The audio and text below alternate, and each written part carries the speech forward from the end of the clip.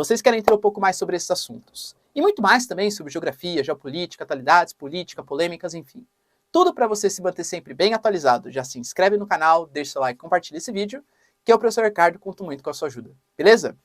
Presidente George W. Bush, filho dos anos 2000, republicano, ele foi o responsável, ele estava no governo durante o atentado. Vocês podem falar assim no YouTube? Acho que não, né? Enfim, vai ser desmonetizado, mas não tem problema. Agora quem me atacou foi a Al-Qaeda. Ah, legal. Quem é a Al-Qaeda? Aonde está a Al-Qaeda? Ah, tem no Sudão, tem no Paquistão, tem no Afeganistão, tá espalhado pelo mundo. Então Bush, como resposta, ele criou a doutrina Bush, a guerra ao terror. Ele divide os países em eixo do bem e eixo do mal, e considerava que os países do eixo do mal seriam ameaçados, possibilitados de ocorrer uma intervenção. Invadiu o Afeganistão em 2001, toda a confusão com o Talibã e tal, beleza. E em 2003, não tanto por conta da guerra ao terror, mas com a justificativa que o Saddam Hussein usava armas químicas e biológicas contra os curdos, os Estados Unidos, que sempre defendeu muito os curdos, invadiu o território do Iraque, tirou o Saddam Hussein. E ali começa uma instabilidade política, guerra civil, que aliás permitiu a ascensão do Estado Islâmico. Até conto para vocês de uma maneira mais detalhada no futuro, tá, essa história. Mas teve essa intervenção. No final das contas, não acharam essas armas que tinham sido prometidas, tal, e os Estados Unidos ficou por aí, né? Beleza. Entende como é parecido? A Rússia alega que está querendo ali, ó, combater os biolaboratórios que existem, né, na Ucrânia, e por conta disso tem que fazer uma intervenção. Os Estados Unidos alegava que existiam armas químicas e biológicas e que queria defender os curdos e por conta disso precisava fazer uma intervenção. Galera, os dois invadiram estados soberanos com justificativas que um dos dois lados considera fraquíssimo. Qual a consequência para a Rússia? 10 mil sanções, punições e tal. Qual foi a consequência para os Estados Unidos? Críticas. Mas não houve sanções, não foi expulso de organizações internacionais, não houve condenações, expulsão de jogos esportivos, não teve sanções, não teve nada, né, de prático assim contra os americanos. Eu tento analisar a geopolítica de uma maneira não maniqueísta, né? Não existe bonzinho e malvado. Mas é fato que existem dois pesos das medidas. A Rússia está errada? Claro que ela está. Tá? Invadiu um país soberano, isso é fato. Mas a gente condenar tanto as ações assim da Rússia e não condenar o que os Estados Unidos fez na Sérvia, no Iraque, na Líbia, cara, é no mínimo, ou desconhecimento ou hipocrisia. No mínimo, tá? E o Bush, fazendo a declaração, ele foi lá e foi criticar, né, a Rússia. Assim, é um absurdo, invadir um país soberano, papapá, né, a gente está condenando a invasão ao Iraque. Ele falou, opa, não, Iraque não, Ucrânia.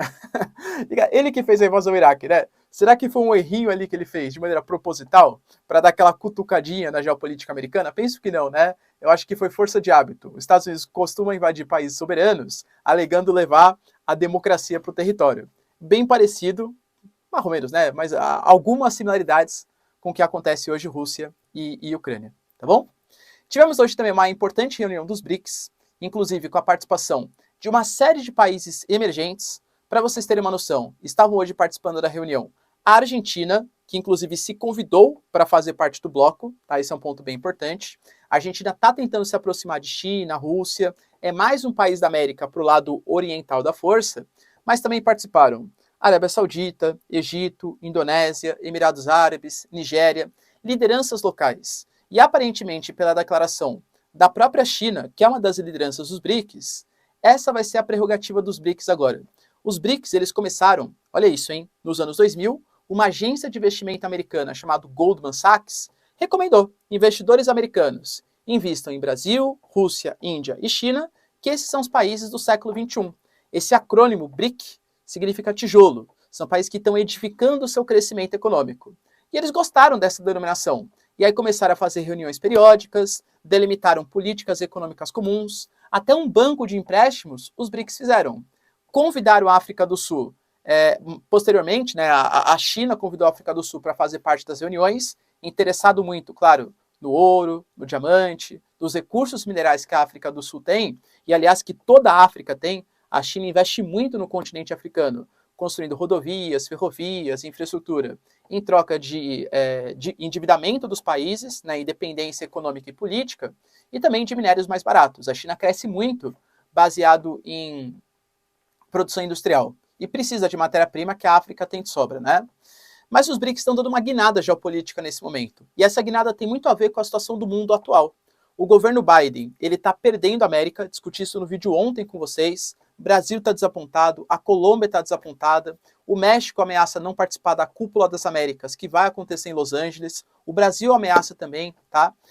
Tá perdendo, e isso abre espaço para um outro eixo organizacional, o eixo China e Rússia, que vem querendo angariar novos parceiros. A reunião dos BRICS hoje ela rolou muito para discutir a questão da estabilidade econômica mundial, com a China prometendo ajuda para países que estiverem dispostos a fazer isso, debatendo as questões, por exemplo, relacionadas à guerra na Ucrânia, tá?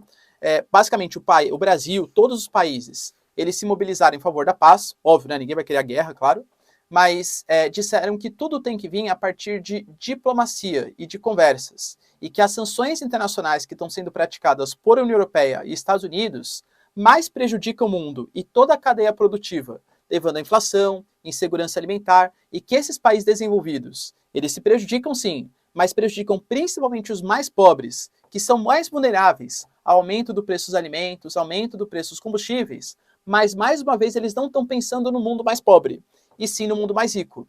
Tá vendo como abre espaço para a Rússia e China crescerem no cenário geopolítico? E para finalizar, também o Joe Biden, ele começou a nomear alguns embaixadores, e aqui para o Brasil mandou a Begley, não sei se é exatamente essa a pronúncia, e fez algum tipo de sabatina, né, para saber se ela podia ser a embaixadora aqui no Brasil dos Estados Unidos.